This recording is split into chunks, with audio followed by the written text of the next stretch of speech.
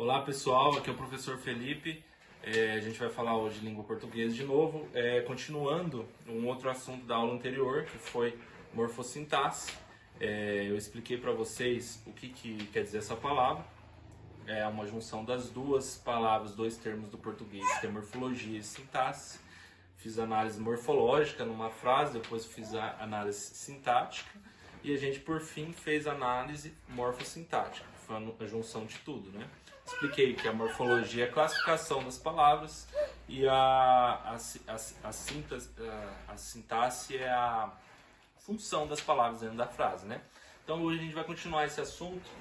Eu trouxe uma frase aqui para ficar mais claro, para dizer que um não é separado do outro, né? A morfologia não é separada da sintaxe, as duas se complementam e estão juntas.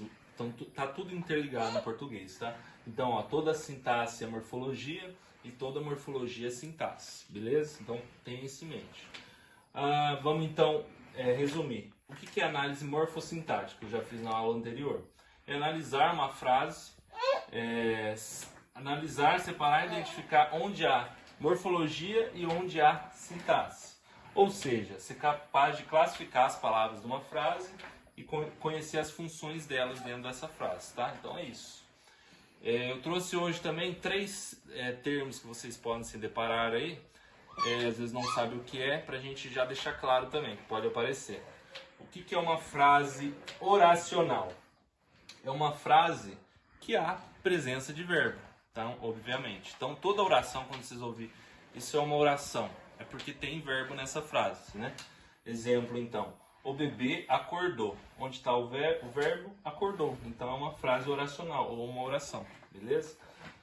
Outro termo, frase nominal. O que é uma frase nominal? É quando não tem verbo na frase, né? Quando não tiver a presença de verbo, é uma frase nominal. Sempre vai ter substantivo, por exemplo, mas se não tiver verbo, é frase nominal. Um exemplo, que dia lindo. Então não tem verbo aqui, só substantivo, adjetivo, né? Então é uma frase nominal. Outro termo, locução verbal. Locução verbal geralmente são dois verbos que vão se juntar para formar uma frase, né? Então eu trouxe um exemplo aqui para vocês, ó, de uma frase completa. Eles deveriam iniciar o trabalho. Onde que está a locução verbal aqui? Locução verbal é esse pedacinho. Deveriam iniciar, que é os dois verbos que se juntam e formam uma frase, certo? Então agora, que a gente já deixou tudo isso claro, na outra aula eu falei sobre as classes de palavras bem rapidamente, né, que são 10, e falei também das funções sintáticas, e vou pôr aqui no quadro rapidamente, para ficar claro para vocês quais são elas, para a gente continuar nas outras aulas em cima disso, tá? As classes de palavras são mais simples, é um assunto mais básico, então a gente não vai aprofundar muito, a gente vai aprofundar mais nas funções sintáticas. Eu vou falar sobre cada uma delas nas próximas aulas para ficar mais claro, que é um assunto mais avançado. Então vamos lá, classes de palavras, tá? Quais são essas 10? Só para a gente relembrar. Palavras.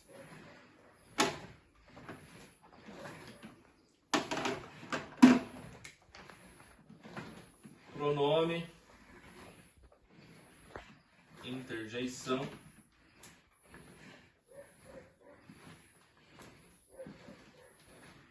advérbio,